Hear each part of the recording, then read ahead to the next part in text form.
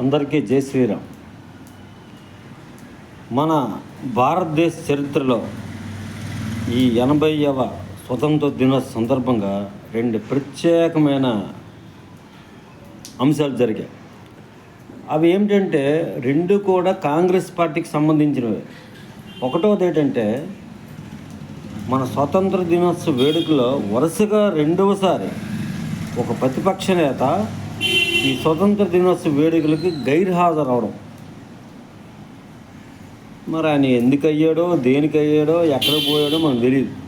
సరే, ఆయన ఇష్టం, ఆ పార్టీ ఇష్టం, మనకు సంబంధం లేదు. రెండోది మాత్రం చాలా ముఖ్యమైనది. ఆ రెండోది ఏంటంటే వాళ్ళ పార్టీ అది ఆగస్టు 15 సందర్భంగా కాంగ్రెస్ పార్టీ కార్యాలయంలో జెండా వందనం జరిగింది. ఆ కార్యక్రమానికి సోనియా గాంధీ, రాహుల్ గాంధీ, మల్లికార్జున ఖర్గే, మిగతా ఖో అంతా యాడ్ వచ్చారు.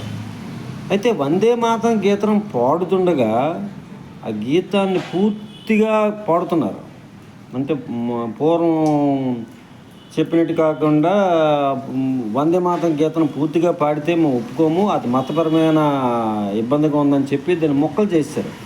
కాంగ్రెస్ పార్టీ టైంలోనే ఒక మతానికి వ్యతిరేకంగా ఉందని, ఆ మతానికి ఒక వేరే దేశం ఇచ్చినప్పుడు మళ్ళీ కొత్తగా వాళ్ళకి ఇబ్బంది కలిగినట్టుగా ఉందని చెప్పి దాన్ని మళ్ళీ మొక్కలు చేయవలసిన అవసరం ఏంటని చెప్పి ఈ మధ్య మన మోడీ గారు దాన్ని పూర్తిగా పాడాలనే ఒక దిశానిర్దేశం చేశారు.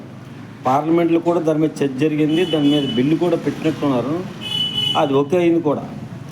అయితే అక్కడికి వచ్చిన ఆ పార్టీ కార్యక్రమానికి, ఆ పార్టీ ఆగస్టు 15 కార్యక్రమానికి వచ్చిన పిల్లలు పూర్తి పాఠం పాడుతుంటే వీళ్ళెందుకో ఈ సోనియా గాంధీ, రాహుల్ గాంధీ, మల్లికార్జున ఖర్గే వీళ్ళందరూ కూడా అసహనం ఒకరికొకరు మొత్తానికి ఇటు మాట్లాడుతున్నారో మనకి వీడియోలో రికార్డ్ అవ్వలేదు, కానీ చాలా ఇబ్బంది పడిపోయారు. అయితే ఒక స్కూల్ పిల్లలతో సహా ఎక్కడైనా ఎవరైనా ఆగస్టు 15 రోజు ఒక వందే మాతరం పాట పాడినా, జనగణమన పాట పాడినా అన్నీ నిశ్శబ్దంగా నిలబడి ఆ పాట నీకు వస్తే పాడడం, లేకపోతే నోరు మూసుకొని ఉండడం, కదలకుండా మెదలకుండా ఉంటారు.